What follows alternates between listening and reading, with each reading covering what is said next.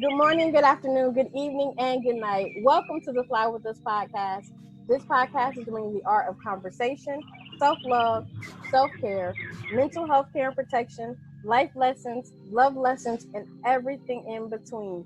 Today we have a special guest, Mr. Cool Kim NY Oil. I'm Lady Bounce. And I'm A Slate. All right, so And first I'm of Cool all, Kim. yes, you are Cool Kim. So first, before we start, we have to talk about the birds in the background that are Yeah. singing. What kind of birds are Oh, those? you can hear the birds?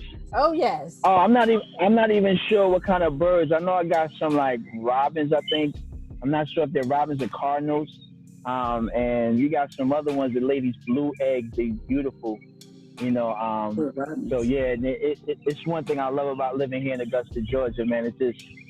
It's a lot of like this subtle, calm beauty that I'm able to enjoy and vibe on. You know what I mean? Yeah. That's beautiful. Yeah, so our lovely partner, the fabulous A Slate, is looking for an eagle feather as she has a fascination with birds. So the first thing that she noticed was the birds singing in the background. She's like, they are Oh, okay. beautiful. Yes. Yeah, I mean, I love it, sis. It's like there's a couple of different birds that you can hear, like you hear the ones in the background now. We also got a couple of owls, and so now let me show you behind me, right? See, yeah, like right behind me, about right here, there used to be this very huge tree. I'm not sure what kind it was, but I mean, this thing had to be around for at least 50, 60 years, and I mean, there was so much.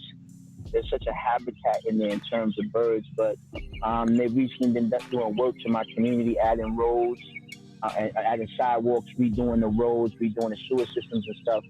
And unfortunately, that tree was a casualty of that development. But now they've kind of spread out to some of the other foliage, and it's still so you still enjoy the sounds of them just existing, man. Spring is hitting when you start hearing them singing in the morning. It's a good feeling. It's a good feeling. It seems real peaceful. I know when I watch your morning motivation videos, the first thing that I hear before you ever start talking, I say, he's not gonna get to talk because the birds are talking. Yeah, right.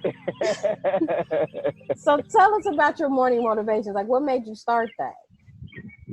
Well, all right. So morning motivations is really just an extension of who I am as an individual. I like to think that I'm a positive person and I got positive things to share, and I like to think that I'm a person that's been through a lot. So I've seen fire and I've seen rain, and so it gives me a good perspective on things uh, from a space of understanding versus condemnation. You know, real talk, but still understanding like what's going on and why. I understand like this is what's up. I understand that people are suffering and people are struggling and people are confused and we lack guidance sometimes. And sometimes you don't even need guidance or somebody to teach you anything. Sometimes you just need somebody to have a word that affirms what you already knew for yourself. But hearing somebody else explain, maybe I can articulate it in a way that somebody might not have thought to say it, or I could interpret information that somebody hadn't even seen it that way. And like, wow, I didn't even think about it like that, man. And then it could bring people comfort. And I think ultimately, being a Black liberation-minded individual, I truly think that we can't lose sight of what we're fighting for and why. And so, when I think about what I'm fighting for, ultimately, it's just to be at peace of mind, to be able to be comfortable, hear the birds behind me, to mow my lawn, and like stuff like that, to take care of my garden, those things like that. Those are the things, enjoy my life with my family and be able to play pickleball and all the stuff that I want to do. And I want that for everybody else. I want that kind of happiness for other people. So if I figured out was something cool that I could do to engage my fam that enjoy my music and enjoy my overall personality, I thought it was something good that I can contribute to the overall lexicon. See, that's incredible because one thing that we try to do with our show is that same thing, is pass that positivity along, to pass along that motivation, that like yeah, you can either say it's all bad or you can say it's all good, or you can look at it and go, it's a little bit of both, but I'm gonna survive and Right. I'm gonna make it because I'm gonna make it. Like I'm determined that no matter what's That's going on right. around me, I'm gonna be cool. That's right. Me and my family That's gonna right. be cool. Like we're gonna be cool. That's right. Yeah. That's right. And I think that that's one of the most beautiful things that we can do for each other. If there's nothing else that you can offer to your fellow man and woman, a good word go a long way. You know, being able to share a good, positive word, that's got to be worth a lot. So, I'm happy that I'm able to contribute something that that inspires some people, or just give them, just a bug out thing, maybe something just to look forward to in the morning. You see a morning motivation, and you just want to see what all I'm gonna get into, and it's just fun, and I like that, man. That's a good vibe, and I appreciate that y'all are doing this as well, because this, especially when we talk about mental health and emotional health, and trying to find peace and joy, how important that is for us as a community when we're constantly being besieged with traumatic information. Like, you see how they constantly always letting us bear witness to our people getting murdered and killed, Yeah. and we gotta watch that, and you keep getting it shared with you, and now you gotta see this poor brother with this cop's knee on his neck to reinforce your helplessness, and to reinforce subservience to an oppressive, society. This is a true service that both of y'all are doing, to try to at least engage the community with love language and peace. So I commend y'all both for being brave enough and committed to us enough and loving on us enough to share your time and create a platform to do this very thing. So congratulations to you for just being awesome. Thank you. I wanted to, speaking of like our current state and what's going on, being a black man and having a black son, like how do you communicate that to him? How do you communicate that love and peace to him? I seen you posted a video yesterday regarding that situation in Minnesota, and you didn't point fingers at those that were recording the videos like some people were doing. They were upset. You Yeah. actually congratulated them for bringing that to our attention. Yeah, listen, of course, if, a lot of people try to be like, yo, if it's you, would you want them to be recording or would you want them to help? And of course, you would want them to jump up and help and save you. You understand? But you got to be real within yourself. Like, I think sometimes, man, we get too, like, we're too emotionally driven sometimes. You know what I'm saying? And there's nothing wrong with being, to be empathetic or emotional. But if you have no reign or control over it, then it's a short step to irrationality and madness. It's madness to think that just anybody's gonna jump up and become a superhero. You come outside, that you go into the boat, you come outside from your house to go to the corner store to go get you a pack of Kool-Aid because you got your dinner's just got out the microwave. You know what I'm saying? Girl just made your dinner, whatever. You ain't got no juice, so you ran to the store to go get a pack of Kool-Aid and some sugar. And you turn the corner, and you see this nightmare. You understand? It's a special kind of individual that's built like that just snap right into action. You know, and it's not, and I can't say that individual is necessarily heroic. In some cases, that may be reckless because, without an infrastructure or institutions to support certain moves, then those moves become reckless. You go in there, you get in the middle of that, you get yourself locked up. Who got bail on it? Who got that bail money? You know what I'm saying? Who got that lawyer money? Thinking it through, right. Yeah, you got to think. You got to think these through because we got to be tactical. You ever watch a show and in the show, somebody dies or somebody is in peril of dying, so they send a team of like 20 people to go rescue that person. By the end of the movie, 19 of them is dead. You know what I'm saying? Just to rescue that one person. And it's like, wait a minute, that doesn't really add up. You know what I'm saying? So we got to be tactical when we think about our people. It's like, hold on. We don't want to jeopardize 19 lives, 20 lives, you know what I'm saying, in the name of trying to save one. if we know that saving at this point we're not prepared to do the work to save one, and that's cold comfort. What I'm saying, like and it's foul, kind of. I don't. Me saying it, I can hear. The more radicalized part of me say, "Man, it sounds like some sucker business, man. What you talking about?" But it's about thinking it through and being rational here, because again, we reacting to what's happening in the moment, but we're not putting plans and setting up safeguards for the future. Right. We're gonna lose more. More people are gonna die this way. This is a fact. So no matter how many cities they burn down and how much carrying on they do, this is not, because the people that are doing this are looking for this war. They're fine with us doing that because they intend on doing more killing, and this is just reflective of that. But for us to be able to take a practical approach to it and be like, this is a problem, and now we're going to have to get real serious about this. And how serious are we going to be? Well, one, you know what? We're going to start from a comprehensive point of view. Like, we're not going to try to take on a white racist power structure today. What we're going to do first is we're going to commit to going home and raising our children. We're going to commit to making sure they're educated as best as we could possibly educate them, and not just in the school system, but practical information like how to do their taxes, how to save money, how to save, buy real estate, how to fix a car, how to build their own house, or how to plant food, things like that. So that one, if we calling these people oppressors or they're oppressive, then how we sound calling them that and looting their stores, but we still eating the food that they give us.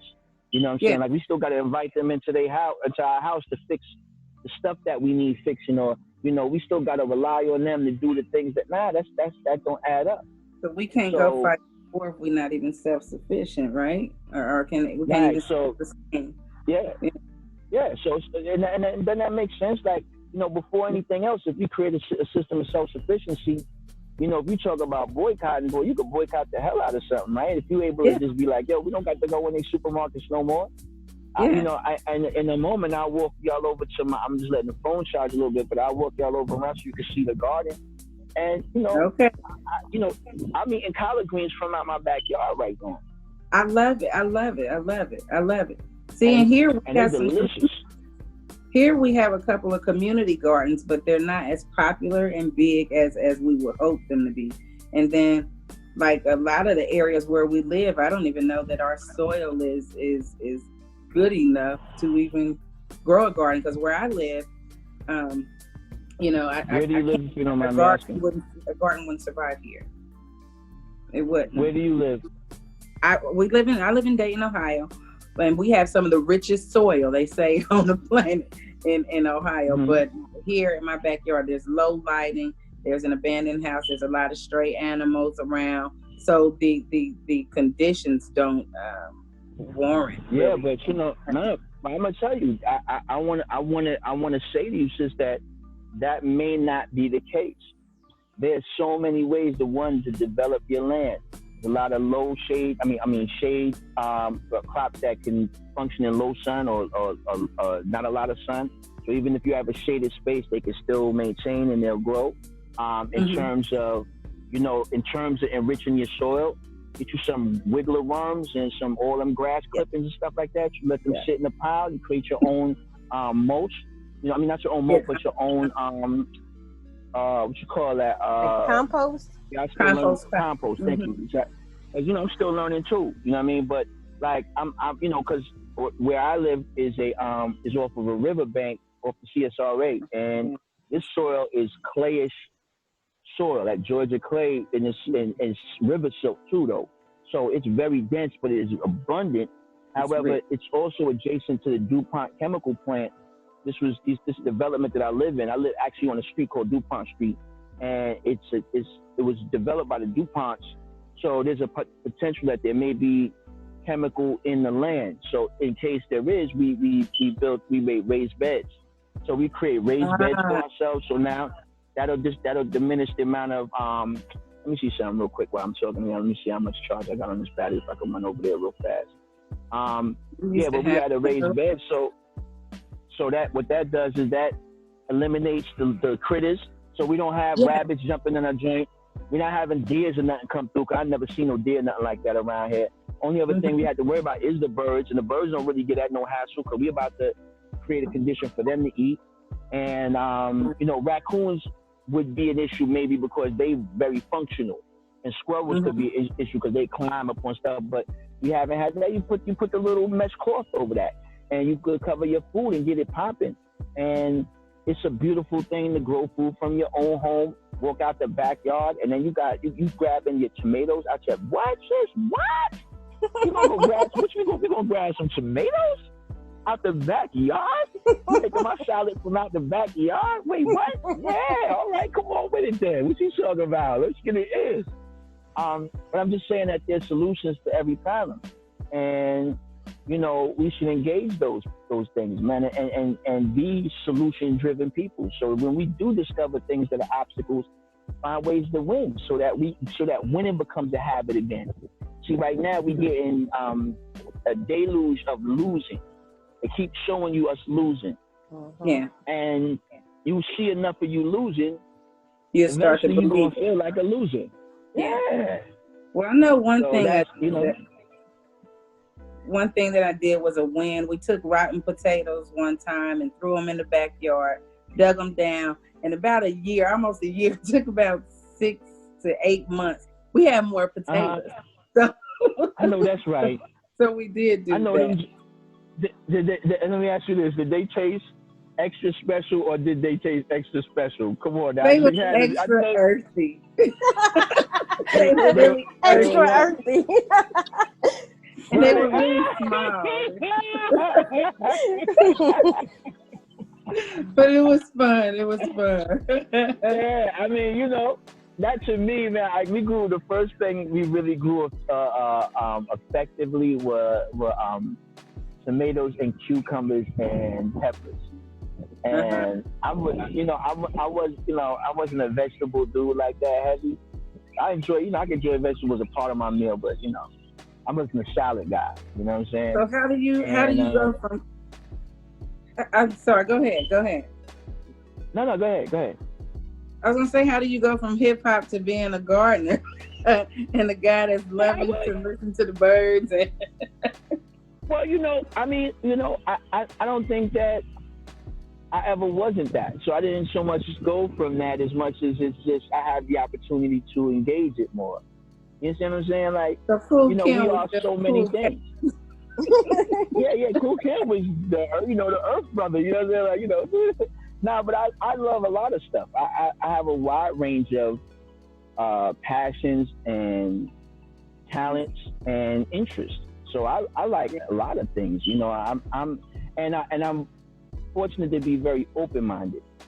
So, and then if let's say that I detect like you have a great joy for something, you're gonna excite me about that thing, because I hear you talking about. I'm like, shit, like, well, let me tell you about that. I'm interested, because life is dope. You know what I'm saying? Living is amazing, and you know what I'm saying. So it's like I love it. I love everything. Like everything that and there's so much more that I want to do. So and I want to see people get fired up for that. Like, we gonna live. Like, there's a lot of bad stuff happening, but I think a lot of it is worse because we're not living in the midst of it. Like, we're just in a struggle. And so you're struggling, you're having these challenges, the overall climate of the world is sour, and now you just feel terrible. But what if you could just change some of that condition? What if instead of just living, or just surviving and getting by, you can fit a little living in there, you know what I mean? A little, instead of having these weekends, these WEAK ends, you start having you some WEEK ends, you know what I mean? Some strong ends. Where, you're going out there and you're gonna go to the where, we gonna ride around and just, fantasize about the houses that we wish we gonna buy one day, or we're gonna look at these buildings and make pretend what we would do if we ever could get our hands on something like that. And let me tell you something, as far-fetched as that sounds, and it's exactly what my wife and I did when we moved down here, like the first year we moved down to Augusta, we would go downtown and we would just walk through it, like that. We was looking at different buildings, like, yo, what would you do with this building? Yo, I do this. That's a game me and her play. I would do this. I'll put this, like, so we do this whole fantasy window shopping thing with different real estate. And we had looked at this building. We was like, yo, what would you do with this building? And she's like, yo, I put a boutique in there, boom, boom. I was like, what? I said, yo, look, they got it's for rent or for sale. Let's see what they talking about, just on a whim. Yo, son was like, listen, if you willing to hook it up, I'll let you go in there. You go in there, you can start working. I'll give you the code. You can get in there now. That's how I pay. I $700,000 a month. What's up? Next thing you know, we had a boutique called QP's Dollhouse. I know, right? Yes. And then next to there was another building that was available, and I ended up turning it into a bar called Flow. I was just about to say that. Like, wait a minute. So you guys had the clothing thing going, and I was like, hold on, sis, because my sound went out. Hold on a second, first. My son tried to call me just now. Let me see. You guys can hear me though, right? Yeah, we can hear you. And I can't hear y'all. That's not cool. Okay. Oh man. 2. Hey, can y'all say something? Let me see if I can hear y'all. Can you hear me now? Can you hear me now? It's like the Verizon commercial. You know what? I'm hearing y'all through my phone. All right, I got it. I think I can. Okay. All right. So I was definitely a fan of QP's Dollhouse, and I was watching and digging it all, especially digging the drinks from Flow. That was incredible. I was like, that is a pretty drink. I don't know what it tastes like, but it looks pretty. And it was like pretty colors, and there was cotton candy on one, and there was something smoking on a drink. I was like, I'm going to Georgia just so I can get a fancy drink, because we don't have nothing like that here. Right. I got issues. It's okay. I'm working through it. No, you don't. We like all the pretty colors. Right. I like all the pretty colors. All right, I think I'm good now. I'm sorry, guys. Oh, you're good. You're okay, right. So you just mentioned, Miss Sharpton, Miss Artina, who lets you go out dressing like a slut, but we'll leave that alone. She gotta go by QP. If she find out y'all calling her Artina, she gonna bust a gasket. Okay, tell her. She one of them people that got a name. She don't want everybody to call her by that name. She's like, nah, Tina or QP. that's how we both feel. We definitely understand that, because that's how we both feel about our names. Like, when people use our real names, I'm like, you must not know me because you use my real name. Yeah. That's what. Okay, so you mentioned QP. Can you tell us, what are some of the secrets that you guys are using for longevity in your relationship, with everything that is set out to attack, Black love and Black relationships? Mm-hmm. How do y'all keep it together? Well, all right. So it ain't easy at all. Like, I don't want to give off the impression. A lot of people give off them impressions like it just be a walk in the park.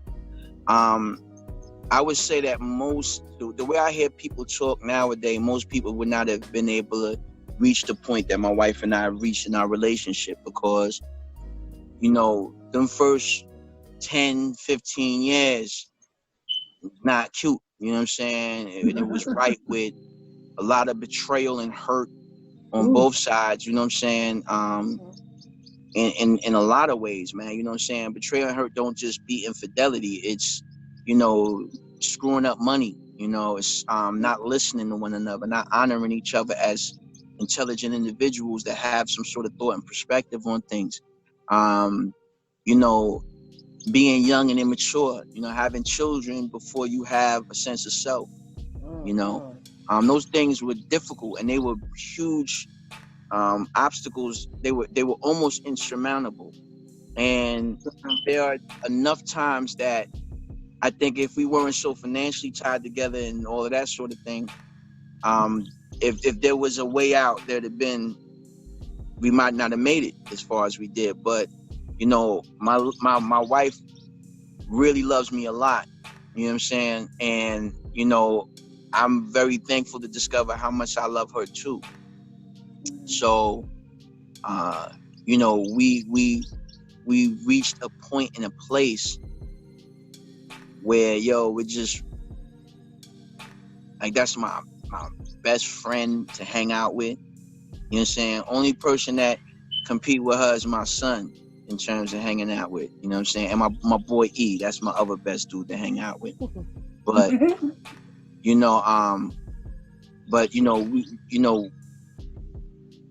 it's not perfect still either. Like, because we argue and fuss all the time about stuff. No, not all the time, to be honest. That's the thing, and it don't be like that no more, because, we don't argue for anger sometimes. Sometimes it's like, yo, fam, I need you to understand this because this is important. And we had them differences of opinion, but ultimately we recognize that we after the same thing, which is to be happy, man. And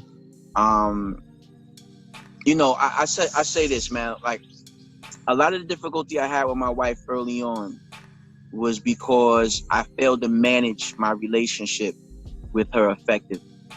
And that had a lot to do with being young. I was big time famous at the time.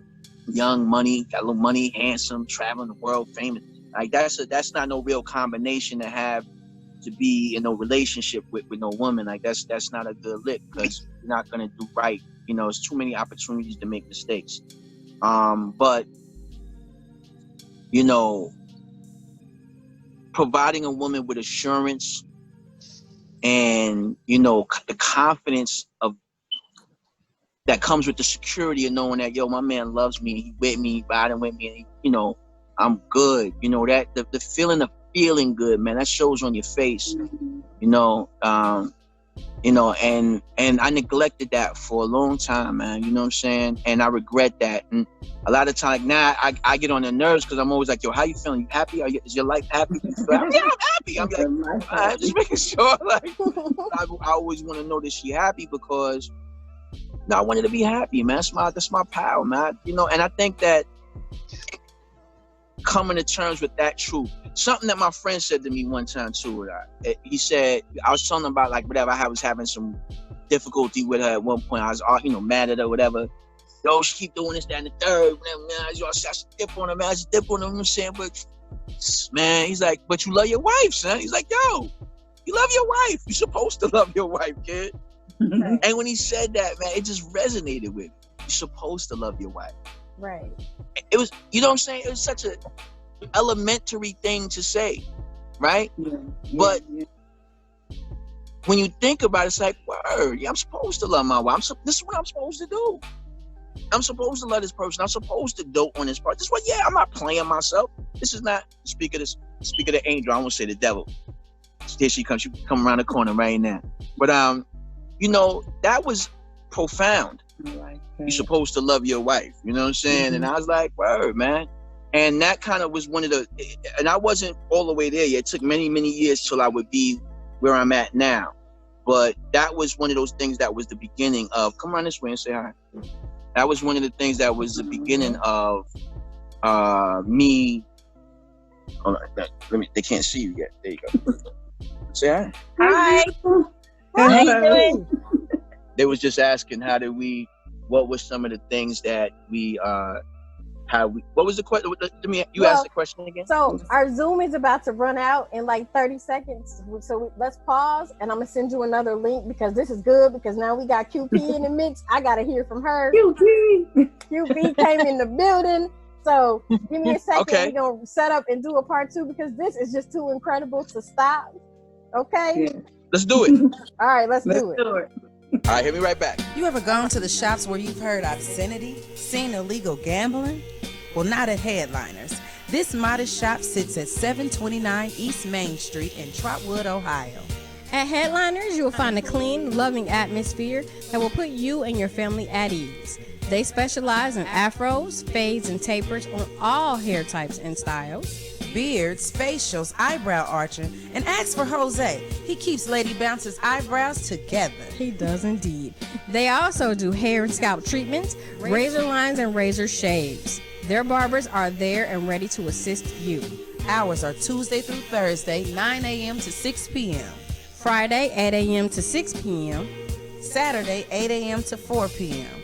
Closed Sunday and Monday. Headliners Barbershop, where the fellas are ready to serve you. Walk-ins are welcome. Call 837-3131 to book your appointment today. All right, so we're going to pop back in. Thanks, everybody, for staying with us and your patience. Before we jump back in, Mrs. A. Slate has our mindfulness minute for this episode. Yeah. Yeah.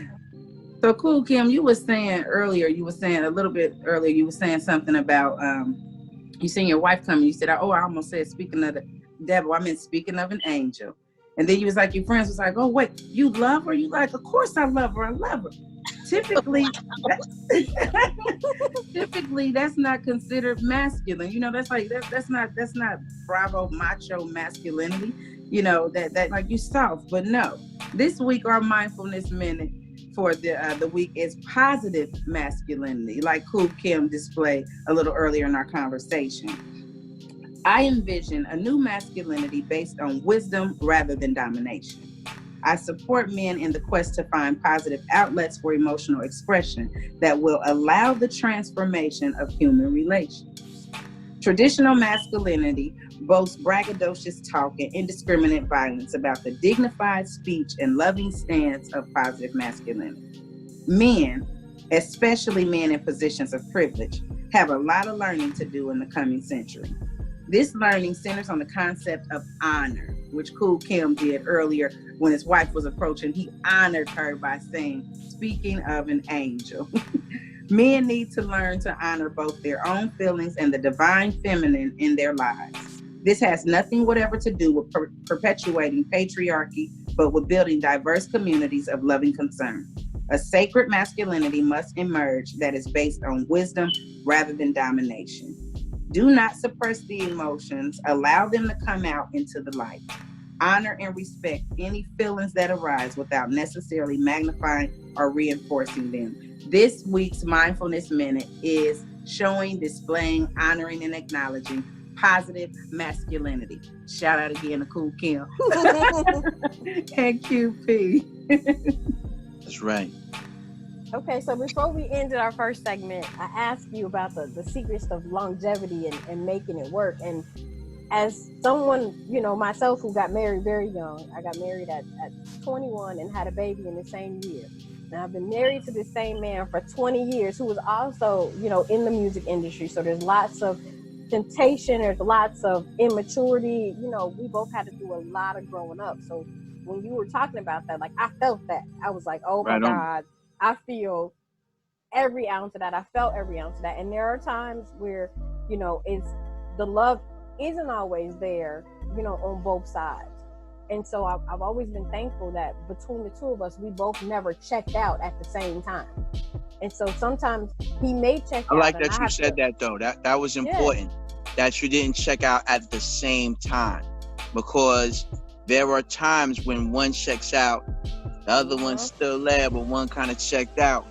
And, you know, so it's like a testament to how deep it goes when it's like, yo, that was grounds for the checkout right there, right? And it's like, but so somebody who just loved so much and held on long enough for what was only was a season's feeling to not last for a lifetime. You know what I'm saying? Like, yo, you might have been feeling like it's time to dip for a season, but it's a good thing that either one of y'all had held on long enough for that thing to not last forever. That's really important, because that's, I think, the thing that we share that as well, points when one or the other was ready to check out, because, you know, something was just too much. But what do you got any thoughts on that, Pam?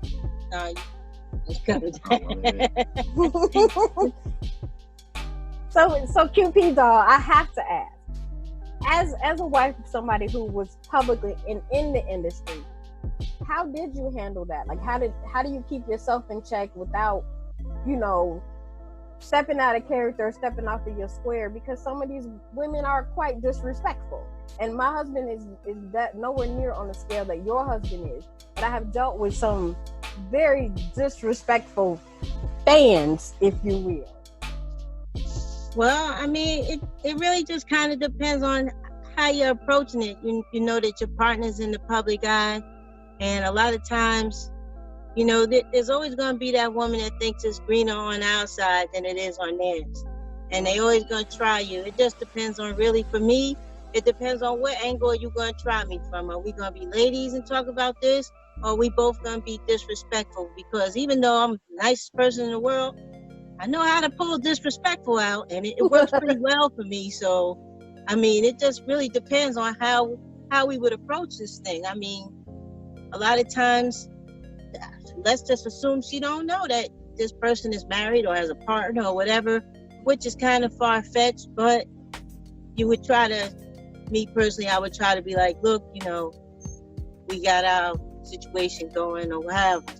But if they coming at you talking about, I don't know what you into, and you know, he up for grabs, then, you know, disrespect will go both ways. So it just depends on how they want to approach the situation.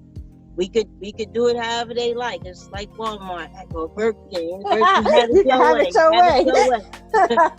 So, whatever way you want to have it, I got that for you. I mean, I'm good with that.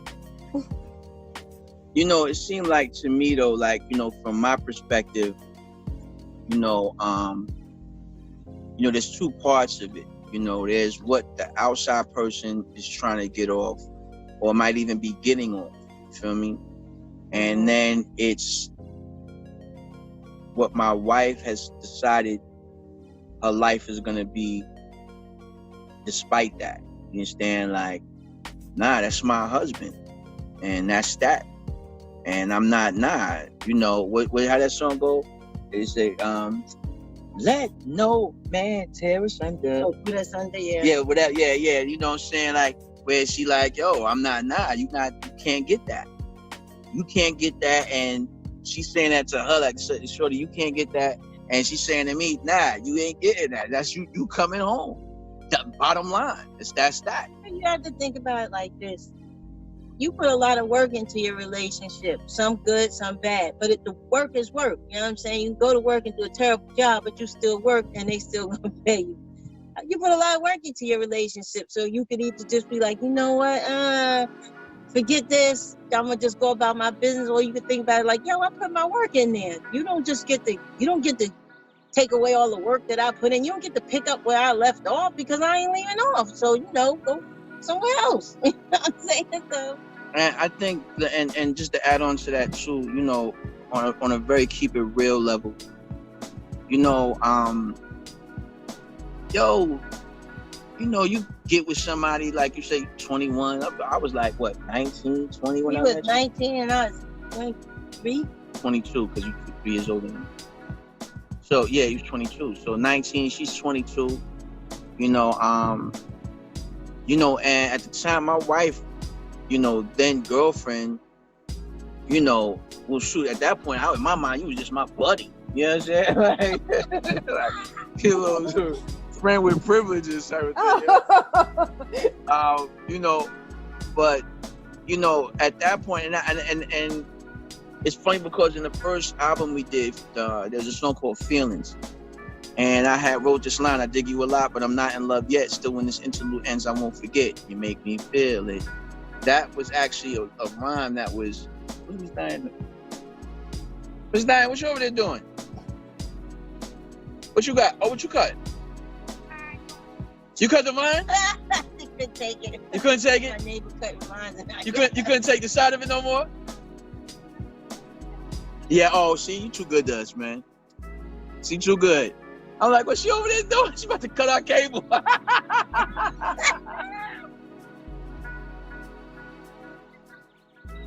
Yeah, we are. I know that's right. Thanks, pal.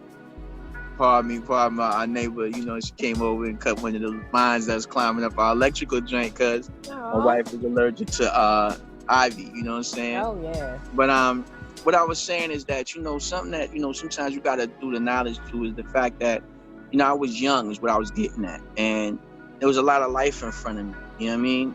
And, you know, you got to keep it real within yourself sometimes. Like, you know, a lot of how we deal in relationships is based on this ego that is perpetuated by what society tells us a relationship is meant to be about. You know what I mean? But you young cat doing your thing, you know what I'm saying? In this reality, you know, we're not dealing in the olden days, we're just dealing in modern times. You know, you got to have a reasonable expectation in that relationship. You know what I'm saying? Once you evolve to the point that relationship is a full-on commitment, then you can have other expectations. But a building, to build something requires displacement and destruction. You're going to build a house, you're going to dig deep to build the foundation. Everything that lived in that area got to go now because you're building the house. That's a process, and that do create disruption. It's not just as simple as that, you know what I'm saying? And then even once the house is built, you may find yourself besieged with all kind of natural pests and vermin, because that's where that house is built on, and it takes time for you to master that. And a real relationship is not as simple as, oh, he did that, girl, it's time to go. Or, oh, yo, son, he did that, son, yo, she did that. Oh, she tried to play you, son. You need to. Nah, some of that is like, yo, this is how it is. We growing. We gonna make mistakes because we still human. Like, you gotta respect the human condition. And it can't always be about how you feel about what happens. Sometimes it's like, the human condition predicates that I understand what it is that's happening around me, not necessarily to me, because it's not what's happening. It's not necessarily about me as much as it's about that person and what they're experiencing and what they're seeing and the journey that they have to go through to become the person that they're going to become to in life. And I'm not going to abandon her because she's made mistakes in life. You understand? Right. And I'm thankful that she didn't abandon me when I made mistakes in life, or did things that, not mistakes because they weren't mistakes. Because whatever you did it because you did it with intent, right? It's not mistakes. It's you made choices that were harmful to the sanctity of the relationship. You know what I'm saying? But you think about it like, because most times when we talk about the problems in relationships, most people discussing cheating. You understand? Right. When you think about that kind of thing, it's blind. Okay, cool. When you think about that, but there's more kind of ways to cheat. You cheat somebody, like you could cheat somebody out of their peace of mind. Yes. You know what I mean? Cheat yourself out of your peace of mind. Yeah, you could cheat somebody out of opportunities.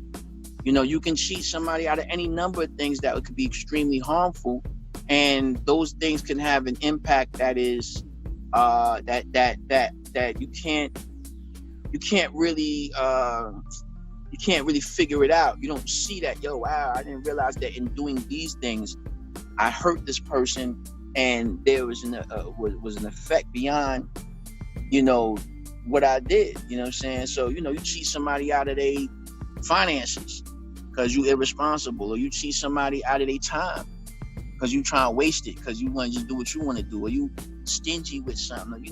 Those are all things that create a problem. You know what I'm saying? It's my daughter Nay right here. Hey. Many are here. Hello. And my son Bilal right here. What's up, Nate? What's happening? Hello. Love you too, pal. But y'all came in and tried to harass me into going to play, shoot? No. Oh, okay. I want them to. I'm on a hunt for this specific refrigerator that's on sale, and so I need my son to take me to the store to see if they got it. Why don't you make a move and see what happens? Call me if you work out. Thank you for joining us. Go get that. Yeah, this refrigerator is a big deal. This refrigerator is a big deal. It's a big deal. We could get our hands on this. Yeah. Yeah, it's the one with the family hub with the computer in it. Let me do it right. With the ice in the door and the water. No, with the computer on the door. Forget the ice. I got ice. This joint right here. Boom. You know what I'm saying? Oh, wow. See that? With the screen right there where you could just tell it, I need more juice. I need some toast. I want some toast. I want some bread. And you gonna give it to me, or I'm gonna bust you in your head. I gotta put you in on that one, B. You're gonna cry when you hear that. But yeah, so I shall make a move and then just hit me and let me know what's good. I don't know. Okay. Mm-hmm. You need to say hi. What you talking? I don't need to look at the picture. When you What? oh no, she's taking a picture. Oh my dad. I'm on the lawn every day. You don't even know it. You lawn the lawn every day. I lawn the lawn every day. Yeah, you lawn in the lawn out that long, boy. I tell you. I got no wind out here, yeah. But but you see, like, and that's another thing. Like, we fortunate because we as a family, we real tight. You know what I'm saying? Even though, you know, we argue hard, you know what I'm saying? All that, you know what I mean? You know, it's never like that's to not, you know, add that into the scenario is not real. See you later, guys. Tia, thank you for joining us. I'm bailing on you. I gotta go find my refrigerator, but we'll have a whole another time to interview all day if you want. Oh yes, definitely.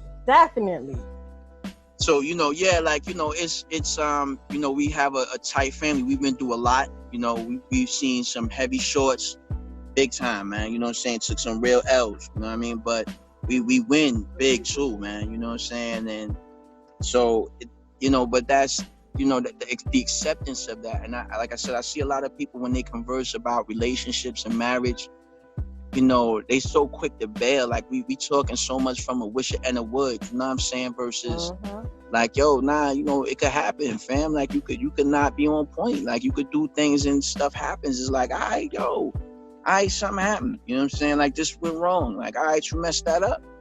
I'm gonna bring understanding to the equation because, you know, the big picture says that it ain't about that, man. It's about something else. You know what I'm saying? Right. And I was having a conversation with my coworker yesterday about, you know, relationships and she's, you know, divorced and it was a very ugly divorce and they have, you know, 2 children between them and trying to raise the kids and everything.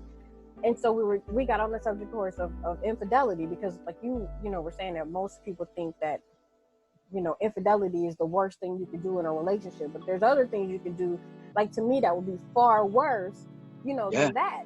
And so I told her, I said, you know, there might have been some infidelity there, but there's levels to it. She was like, no, for me, it was one time, and then my family said this, and they said that, and then I left, and then we got a divorce, and I'm like, wow. So it's a bad look.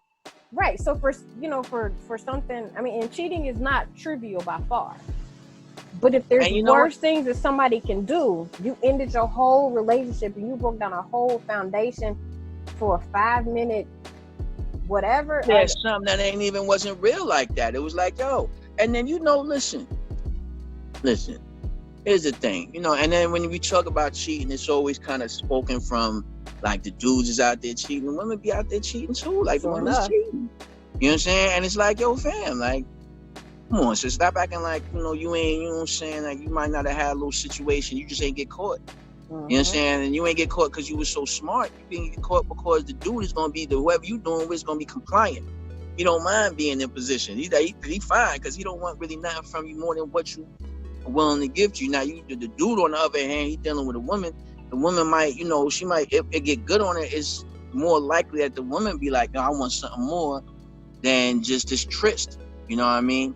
And so it become a little more difficult for the dude to manage that scenario. You know, again, the point of it is just there's a lot of ways to betray your partner, and you know, and there's a lot of ways that you can create conditions that create other problems. You know what I'm saying? You know when we talk about men infidelity, it's their dogs. If we talk about female infidelity, then we're willing to discuss the fact that she might have been drove to that. Right. You know, we're willing to discuss, you know, the fact that, yo, the man's behavior with her, he neglected her and he did this, that, and the third, and then put her in a space, you know, that to a place of vulnerability for another man to prey upon her. And it's like, nah, I can't, you know, I know better than that. Like, I reject that discussion because I understand sex better than that. Meaning to say, I understand that women are not getting screwed. You know what I mean? Women are being serviced. You know what I'm saying? Like, you know, to me, I always thought, yo, I could never be in that submissive position to be laid back and somebody doing whatever they're doing to me. But then one time I thought about it, I was like, yo, this is like getting a massage. Hold on. You servicing her, like, you know, dude in there working his best. You like it? Come on, girl. How you feel? You enjoy yourself? You doing everything you can do. After he's done, he's like, how was it? How was my performance? Did you enjoy yourself? Why? Because he's servicing. Right. So women is not out there getting tricked out of being, you know, they not having infidelity because they getting tricked out of it because they man just putting, nah, they willing and they with it too. And it's for the same reasons that a man does it. You understand? And sometimes, you know, when these things happen, we got to look at what's happening and say, yo, wow, wait a minute. You know, I didn't hear you when you were telling me that I'm hurting you when I did this, and you felt abandoned when I did that, or you felt slighted when I put this or that in front of you. And I didn't realize in doing that, I opened the door for you to do things that you shouldn't have done, and maybe you wouldn't have done if, you know, you was feeling good, you was feeling comfortable and secure. And that alludes back to what I was saying earlier about as I grew up and understood the value and the importance of creating a secure environment for my wife so that she can grow and be happy and be good and serve my needs better. You know what I'm saying? Versus, you know, and because when I was listening to what Sis was saying earlier in her build before she dipped, I didn't agree fully with what she was saying about wisdom without dominance, because I think dominance is a part of a relationship. You know what I'm saying? Just like obey is a part of a relationship. You know, when we have our vows, we say to honor and obey. And if you say that to him, like, yo, you intend on obeying me? I ain't obeying nobody. I don't obey my father. It's like, sis, you know, obey come in a lot of forms. Obey comes in the form of commands like duck, watch out, move. You know what I'm saying? You need to obey. I obey my wife because she got wisdom born. You know what I'm saying? She's an intelligent woman. She got practical insights on things that, stuff she said turned out right. So I learned the value of obeying somebody. You know, so, you know, there's points and spaces and places where one will dominate. One will be the person that have to lead that and be like, yo, and you got to be like, yo, you got this. I put my trust in you because I can. Because you got me. See, even in like in a dom sub relationship, right? Which is not the, you know, which I'm not speaking directly to my relationship, but I have a interesting past. So in a dom sub relationship, you know, they often say that the sub is the one that's really in power because the sub is the person that is allowing the dom to have power. You understand? That dominant person is not dominant just because they just smooth coming in there beating something up. They're dominant because that the person that's subservient is willing and allowing that person to be what they are because that person serves something that they want met. You understand? My wife appreciates that I'm strict. She said, I was like, yo, what do you, she say? I was like, you love me? And she's like, yeah, I love you the most. And I was like, why you love me the most? And she was like, she said, one of the things she said, because you're strict. And, you know, she said, you're nice and you're kind and you loving me and all that stuff, but you're strict sometimes. And I listened to that. I was like, wow, that's an interesting thing to note in why you love me, that I'm strict with you. But when you're like, yo, I want that discipline. I'm not trying to be screwing up, and I know that there's places that I'm weak. And I'm happy to have somebody that's going to call me on that and keep me on point. Like, yo, I need to be on point. I'm trying to win. And sometimes you need somebody's, you know, external energy to get you there. That's what the teamwork of it is. What being in that team is about. It's not about one person always got, or we in total equality and everything. We can't be in total equality and everything because both of us don't know everything like that together. Some of you know more than I know on certain stuff, you know? Right. Well, and you know, relationships are, you know, they're supposed to be equal. And then I hear people say, oh, it's 50-50 this and 50-50 that. And I'm like, nah, it's supposed to be 100-100. If you're putting in 100, I'm going to put in 100. And it's going to make us better together. And then in terms of, you know, you guys have children, we have children. We owe it to our children to have this relationship where they see us love it out, hug it out, fight it out in whatever form the fight takes. We owe it to them to show them that, because they're watching us, and how what they get from us in our relationship is how they're going to think, act, and perform in their own relationships. So for those couples who say, oh, we never fight. Well, you're not teaching your children anything then, because fighting is okay if you know how to fight. You got to fight fair. You got to fight with, you know, rules involved and the other person's feelings involved. So when you say stuff like, oh, well, we don't never fight in front of the children. Well, those poor children. Because then they don't learn how to deal with conflict in an intimate, you know, relationship in an intimate way. That's right. Which makes them to be well-rounded children. So, and speaking of children, your son just recently recovered from coronavirus. Yes. How was that for you guys? I know I watched your live videos and I watched his live videos. You know, can you talk to us about that? You know, he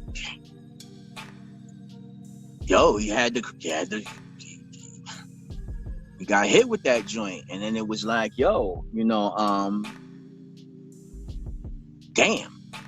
saying? Like, and it was scary, and you are confronted with how. Hold on, I'm sorry, somebody looked like that. I'm sorry, y'all. Somebody's. Well, it's like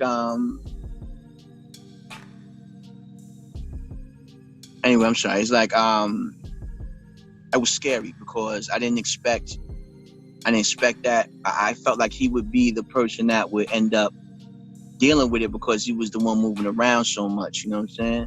Mm-hmm. And so what eventually would happen is when he was like, "Yo, I think I got that," you know what I'm saying, or whatever. It was a situation where it was like, "Yo, I was fortunate because of the relationships I had with people in, the conscious movement, Black liberation, and all that kind of stuff, left me well prepared to address it. So I didn't address it from a place of fear. If you recall in many of my videos, I was, I'm like, yo, we about to take this thing down. Like, we gonna whoop coronavirus ass today. Like, we not taking no loss. You understand? You know what I mean? Definitely mean know that your thinking has a lot to do with your physical healing, and a lot of people don't realize is that you can will yourself well, you can think yourself into wellness, along with the things you do physically that are proactive, exercising, eating right, building your immune system and stuff like that. But a lot of that still has to do with what's going on up here. That's a fact, and we had the mentality for winning. We had the information on what to do to win. And so we were able and capable of winning. You understand what I'm saying? So that's what we did. You understand? It went smooth. Pardon me, I don't mean to keep looking around. Like, I know it look a little bugged out, but somebody told me in my you joint. Okay? Like, you know what I'm saying? Like, I only got a couple more things, and we'll be wrapping up, and I'll let you get on with your day. But in honor of you being the first man ever on the Fly With Us podcast. Wait, I'm the first dude? You're the first. Oh man, I feel like I ain't even doing a good enough job. I should have wore a suit. Oh, stop. So, in honor of that, what is your favorite thing to do for self-care? And that's going to be our self-care assignment for this week. Okay.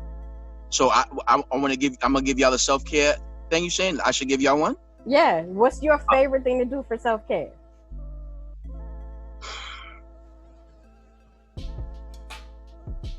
Yo, there's times to absolutely indulge yourself in whatever it is you feel like doing. You heard? It's times I smooth binge watch anime. You heard? Like, it is what it is. You know what I'm saying? I'm not even second guessing it. I'll be there or 2 deep. I spend a week on anime. Like, what? It's never nothing. You know what I'm saying? And that's just that. Cause I want to indulge myself. It's all right to take care of yourself. It's all right to, be lazy, Yes. but you should do it so that you don't overdo it. You know what I'm saying? Like, you get so strict about certain stuff that you don't indulge yourself, and then what ends up happening is that then you overindulge. So you trying to be on a diet, you're not going to eat, I'm not going to eat no food or this and that and the third or whatever. And then, you done did it for 3-4 days, but you done overdid it to the point now the 5th day, you're pigging out. And it's like, you backslide so far, you can't, you know what I'm saying? But then there is, when you balance it, like, nah, you know what I'm saying? I just ain't going to reduce my portions. All right, I mean, a little cheat meal, love is love, everything is good, it's no problem, you know what I'm saying? Then that's what's, that's a good lick, you know what I'm saying? I like, that I say that all the time. I'm always telling people, I'm a little, chunkier than I would like to be, but I'm not going to deprive. Yeah, I'm not going to deprive myself of food. I'm not going to deprive myself of the things that I enjoy that make me feel good, that are, self-care-ish.